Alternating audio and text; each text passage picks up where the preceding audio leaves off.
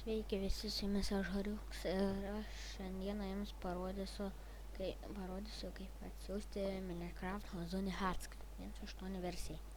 Nueinat Google į YouTube ir parašote, parašote žmogų Iron tokia. Ir jums turėtų išmesti tokią, va štai šitą. Pavyzdžiui, dabar galiu nuveiti į jo kanalą. Ir va štai, kaip matote, yra pats pirmasis šitas video. Paspaudite. Ir tada jums išmeta tokį dalyką. Šitą link Mediafire. Šičia paspaudžiate. Jums atverčia tokį ir tada šičia paspaudžiate. Download. Įsižemė nelabai daug šitame dalyke.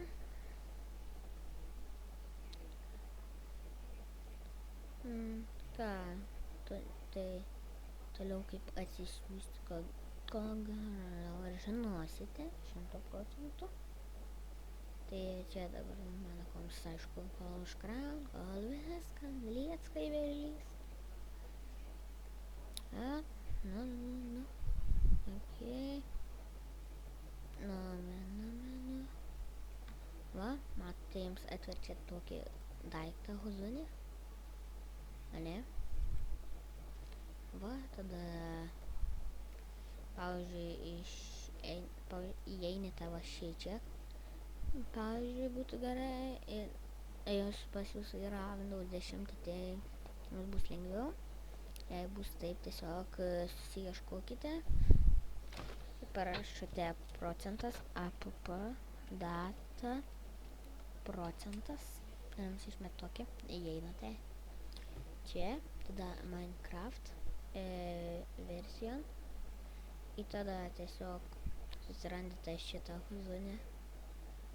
Ir tiesiog įtampate štai va šitą dalyką. Ir tarp visų versijų. Ir tada galite jau viskas. Jums bus viskas ko puikiausiai. Va viskas čia privelnis.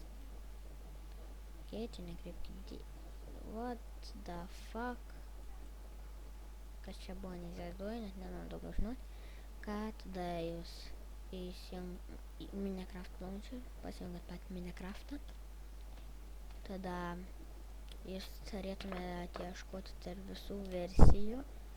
Va tokia turėtų arčiausiai man būna visada tarp 1.8 ir 1.7.10. Ir matote, būna tokie Ozone. Paspaudot ant jos ir tada play galite daryti, ką norite. Ir jums bus tie hakai, viskas bus. Tai ką, tikiuosi jums patiko šis video. Laikinkit, subscribinkit, dalinkite su kitais žmonėmis. Ir viso gero.